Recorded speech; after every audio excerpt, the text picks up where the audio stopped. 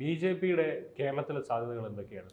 B J പിക്ക് ഒരു 4 സീറ്റുകൾ ലഭിക്കുമെന്നാണ് ഇപ്പോൾ ലഭിക്കുന്ന സൂചനകൾ അനുസരിച്ച് മനസ്സിലാക്കാൻ കഴിയുന്നത്. കാരണം തിരുവനന്തപുരത്ത് ഈ നേമവും വട്ടിയൂർക്കാവ് കഴക്കൂട്ടം ഈ 3 സീറ്റുകളിൽ ഏതായാലും 2 സീറ്റ് കിട്ടാനുള്ള എല്ലാ ശ്രമങ്ങളും ബി ജെ പി ആരംഭിച്ചു കഴിഞ്ഞു.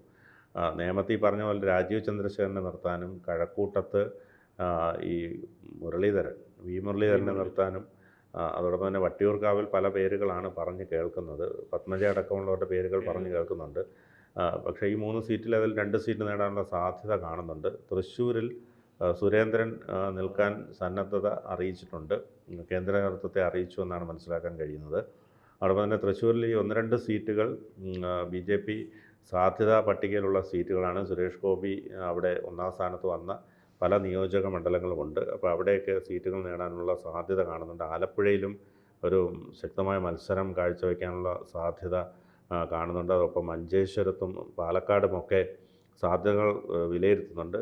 ഇതുവരെയുള്ള കണക്കുകൾ പ്രകാരം 4 സീറ്റുകൾ ബി ജെ പിക്ക് കേരളത്തിൽ നേടാൻ കഴിയുമെന്നുള്ള ഒരു കണക്കുകളാണ് പുറത്തു വരുന്നത്. സി പി എമ്മിനെ സംബന്ധിച്ചിടത്തോളം സി പി എം ഇത്തരത്തിൽ ബി ജെ പിയെ സഹായിക്കാനുള്ള സാധ്യതയും കാണുന്നുണ്ട്. കഴിഞ്ഞ തവണ നേമത്ത് സംഭവിച്ചത്, നേമത്തെ അക്കൗണ്ട് പൂട്ടിക്കാനുണ്ടായ ഒരു പ്രധാനപ്പെട്ട കാരണം കഴിഞ്ഞ തവണ അതിൻ്റെ അങ്ങേ പ്രാവശ്യം ഒ രാജഗോപാൽ നിന്നപ്പോൾ അവിടെ ദുർബലനായ സ്ഥാനാർത്ഥിയായിരുന്നു അന്ന് യു ഡി എഫ് സ്ഥാനാർത്ഥിയായി നിന്നത്.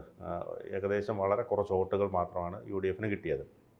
ആ വോട്ടുകൾ മുഴുവൻ ഒ രാജഗോപാലിനാണ് കിട്ടി. ഒ രാജഗോപാലിൻ്റെ വ്യക്തിപ്രഭാവം ഒരു ഘടകം കൂടിയാണ്. അദ്ദേഹത്തിന് അന്നത്തെ വ്യക്തിപ്രഭാവം, പിന്നീട് അദ്ദേഹം എം എൽ എ ആയതിനു ശേഷം അദ്ദേഹത്തിൻ്റെ വ്യക്തിപ്രഭാവം പോയി. കാരണം അദ്ദേഹം മണ്ഡലത്തിൽ തിരിഞ്ഞു നോക്കിയില്ല. അതോടൊപ്പം തന്നെ സി പി എം അനുകൂല നിലപാടുകളൊക്കെ നിയമസഭയിൽ എടുക്കുന്ന സാഹചര്യമൊക്കെ ഉണ്ടായി. അപ്പോൾ അതുകൊണ്ട് തന്നെ നേമത്ത് ആദ്യം കോൺഗ്രസ് ഇറക്കിയ ഒരു പദ്ധതി ഉമ്മൻചാണ്ടിയെ നേമത്ത് നിർത്താനായിരുന്നു. അപ്പോൾ ഉമ്മൻചാണ്ടി ബുദ്ധിപൂർവ്വം അവിടെയുള്ള ഒരാളെ വീട്ടിൻ്റെ ഓടിൻ്റെ മുകളിൽ കയറ്റി അത് അതിവിദഗ്ധമായി അതിൽ നിന്ന് രക്ഷപ്പെടുത്തി. ഓടിൻ്റെ മുകളിൽ കയറ്റി ഉമ്മൻചാണ്ടി സാർ അത് ഇവിടെ പുതുപ്പള്ളിയിൽ നിന്നില്ലെങ്കിൽ ഞാൻ ഇവിടെ ചാടി മരിക്കുമെന്ന് പറഞ്ഞു. അത് കൃത്യമായൊരു ഓപ്പറേഷനായിരുന്നു. അതോടുകൂടി നിൽക്കാമെന്ന് പറയുകയും ചെയ്ത് അദ്ദേഹം പോയി. രമേശ് ചെന്നിത്തലയെ ഒന്ന് കറക്കി നോക്കി. രമേശ് ചെന്നിത്തല ഹരിപ്പാട് ആരോ കരയുന്നു എന്ന് പറഞ്ഞു. അത് പിന്നെ കരയുന്നതൊന്നും നമ്മളാരും കണ്ടില്ല. പുള്ളി തന്നെ പറഞ്ഞു, ആരോ വിളിക്കുന്നത് പോലെ കേട്ട് അദ്ദേഹം അവിടേക്ക് മടങ്ങി. പാവപ്പെട്ട കെ മുരളീധരൻ എല്ലാ തെരഞ്ഞെടുപ്പുകളിലെ രക്തസാക്ഷി, കേരളത്തിൻ്റെ ചരിത്രത്തിൽ ആദ്യമായി ഉപതെരഞ്ഞെടുപ്പിൽ, അതായത് മന്ത്രിയായ ശേഷം ഉപതെരഞ്ഞെടുപ്പിൽ തോറ്റ ചരിത്രമുള്ള ഏക സ്ഥാനാർത്ഥി. അതായത് വൈദ്യുതി മന്ത്രിയാക്കി 6 മാസത്തിനുള്ളിൽ വടക്കാഞ്ചേരിയിൽ തെരഞ്ഞെടുപ്പ് നടത്തി തെരഞ്ഞെടുപ്പിൽ തോറ്റു. ഒരിക്കലും അങ്ങനെ സംഭവിക്കില്ലല്ലോ, അത് ചരിത്രമാണ്. അപ്പോൾ അത്തരത്തിൽ പാർട്ടിയുടെ രക്തസാക്ഷി എന്നറിയപ്പെടുന്ന കെ മുരളീധരൻ അദ്ദേഹം വന്ന് അവിടെ വീണുപോയി. ആ വീഴ്ചയിൽ അദ്ദേഹം അവിടെ വന്നപ്പോൾ സ്വാഭാവികമായിട്ടും മാധ്യമങ്ങളെല്ലാം വലിയൊരു ചിത്രം കൊടുത്തു. അതായത് യു ഡി എഫിന് കരുത്തനായ സ്ഥാനാർത്ഥി നേമത്തെത്തുന്നു, ഭയങ്കരമായ ഒരു മുന്നേറ്റം ഇവിടെ കാഴ്ചവെക്കുന്നു, മുരളീധരൻ ജയിക്കാനുള്ള എല്ലാ സാധ്യതകളും ഉണ്ട് എന്ന് പറഞ്ഞപ്പോൾ പെട്ടെന്ന് മുരളീധരൻ ജയിക്കുമെന്നുള്ള കാര്യത്തിൽ തർക്കം, അതായത് മുരളീധരൻ ജയിക്കുമോ എന്നുള്ള സംശയം പല കോണുകളിൽ നിന്നും ഉയർന്നു. കാരണം മുരളീധരൻ അത്ര കുഴപ്പമുണ്ടോ, എന്തെങ്കിലും പ്രശ്നമാകുമോ? അപ്പം കുമ്മനമാണ് അവിടെ നിന്നത്. കുമ്മനം ജയിക്കുമെന്നുള്ളൊരു പ്രതീതി വന്നു. അപ്പോഴത്തേക്ക് മാധ്യമങ്ങളെല്ലാം കൂടെ ചേർന്നിട്ടൊരു സ്ട്രാറ്റജി ഉണ്ടാക്കി. അതായത് മുരളീധരൻ നല്ല സ്ഥാനാർത്ഥിയായിരുന്നു, പക്ഷേ കോൺഗ്രസിൻ്റെ സംഘടനാ സംവിധാനം വളരെ മോശമാണ്, ദൗർബല്യമാണ്, അതുകൊണ്ട് മുരളീധരൻ വീഴാനുള്ള സാധ്യതയുണ്ട് എന്ന് പറഞ്ഞപ്പോൾ തൃശ്ശൂരിൽ പക്ഷേ ഈ ആവേശമൊന്നും കണ്ടില്ല. ഇല്ല, അതായത് മാധ്യമങ്ങളെല്ലാം പറഞ്ഞു മുരളീധരൻ നല്ല സ്ഥാനാർത്ഥിയാണ്, പക്ഷേ അദ്ദേഹം ഈ പറഞ്ഞതുപോലെ കോൺഗ്രസിനെ ഏകോപിപ്പിക്കാൻ, കോൺഗ്രസിന് സംഘടനാ സംവിധാനം ദൗർബല്യമാണ്, ദുർബലമാണ്, അതുകൊണ്ട് കോൺഗ്രസിന് ജയിക്കാൻ ബുദ്ധിമുട്ടാണ് എന്ന് പറഞ്ഞപ്പോൾ സ്വാഭാവികമായിട്ടും അതുവരെ ഉറങ്ങിക്കിടന്ന ശിവൻകുട്ടി ഉണർന്നെഴുന്നേറ്റു.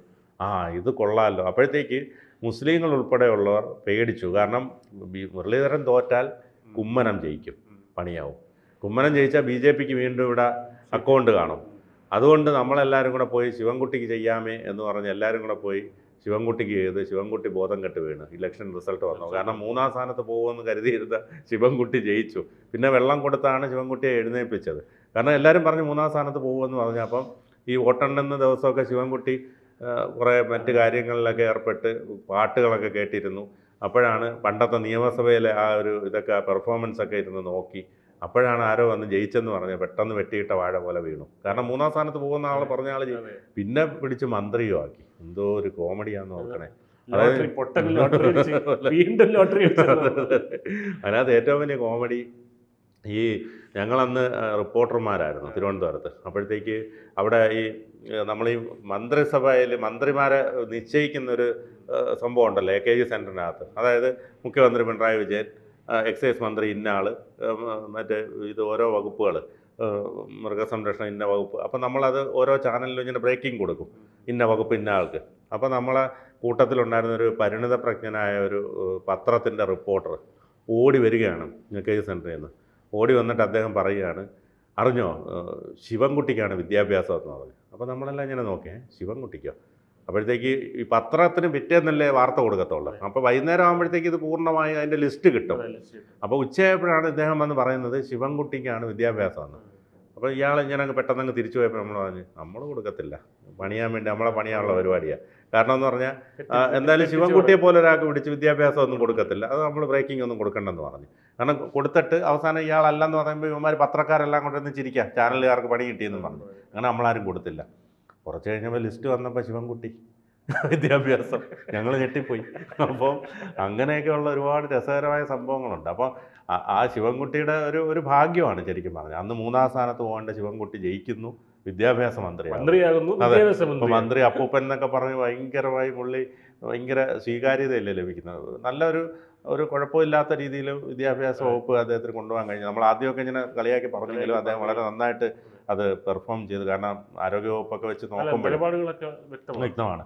പിന്നെ അദ്ദേഹത്തിന് ഈ വാർത്താ സമ്മേളനമൊക്കെ നടത്തുമ്പോൾ ഉണ്ടാകുന്ന ചില ഓർമ്മക്കുറവുകളും നാക്കുപിഴയും അങ്ങനെയൊക്കെയുള്ള അത് പിന്നെ ആ ഒരു രീതിയിൽ അങ്ങ് എടുത്താൽ മാത്രം മതിയല്ലോ. അപ്പോൾ അദ്ദേഹം നല്ല രീതിയിൽ തന്നെ ആ വിദ്യാഭ്യാസ വകുപ്പ് കൈകാര്യം ചെയ്തു എന്നുള്ള, ഉന്നത വിദ്യാഭ്യാസ വകുപ്പ് മന്ത്രിയെ വെച്ച് നോക്കുമ്പോൾ എത്രയോ നല്ലതാണ്, എത്രയോ ഭേദമാണ് ശിവൻകുട്ടി. അപ്പോൾ അതുകൊണ്ട് ഈ പറഞ്ഞതുപോലെ അങ്ങനെ ഒരുപാട് രസകരമായ സംഭവങ്ങളൊക്കെ ഉണ്ടായി. അപ്പോൾ അത്തരത്തിലൊരു സ്ട്രാറ്റജി ആയിരിക്കും ഈ നിയമത്തൊക്കെ ഈ മീഡിയയൊക്കെ കൈക്കൊള്ളുക. അപ്പം ഇങ്ങനെ വരുമ്പോഴത്തേക്ക് സ്വാഭാവികമായിട്ടും BJP വരുമെന്ന് കാണുമ്പോഴത്തേക്ക് കൊണ്ടുവന്ന് ഇത്തരത്തിൽ ജയിക്കാൻ സാധ്യതയുള്ളവർക്ക് ഇപ്പോൾ കോൺഗ്രസ്സിലുള്ളവരും അന്ന് മുരളീധരന് വോട്ട് കൊടുക്കേണ്ടവരാണ് ശിവൻകുട്ടിക്ക് വോട്ട് കൊടുത്തത്. കാരണം BJP വരാതിരിക്കാൻ വേണ്ടി മുസ്ലിങ്ങളടക്കമുള്ള ഒരുപാട് പേർ, മുസ്ലിം വോട്ടുകളൊക്കെ ഒരുപാട് ശിവൻകുട്ടിക്ക് പോയി. അതുകൊണ്ടാണ്.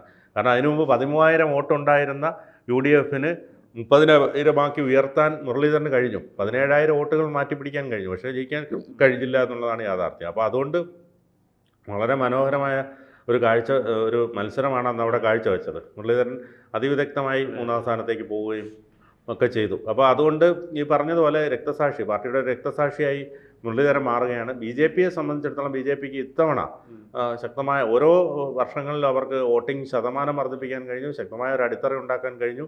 എന്തുകൊണ്ടായാലും ഒരു വളരെ നല്ല രീതിയിലുള്ള ഒരു പെർഫോമൻസ് BJPക്ക് ഇത്തവണ കാഴ്ചവെക്കാൻ കഴിയുമെന്ന് തന്നെയാണ് വിശ്വാസം. പിന്നെ ഈ പറഞ്ഞ പോലെ അന്തഃഛിദ്രങ്ങളൊക്കെ ഉണ്ട്. രാജീവ് ചന്ദ്രശേഖർ വന്നതോടുകൂടി സുരേന്ദ്രൻ വിഭാഗവും ശോഭാ സുരേന്ദ്രനും ഒക്കെ അതൃപ്തിയുണ്ട്. രാവിലെയും കൂടെ മാധ്യമങ്ങളെ സുരേന്ദ്രൻ കാണുന്നത് കണ്ടു. അതായത് സുരേന്ദ്രൻ എന്തൊക്കെയോ കൽപ്പിച്ചിട്ടുണ്ട്. അതെ ഇനിയിപ്പോൾ എന്തൊക്കെയാണെന്ന് നമുക്ക് കാത്തിരുന്ന് കാണാം.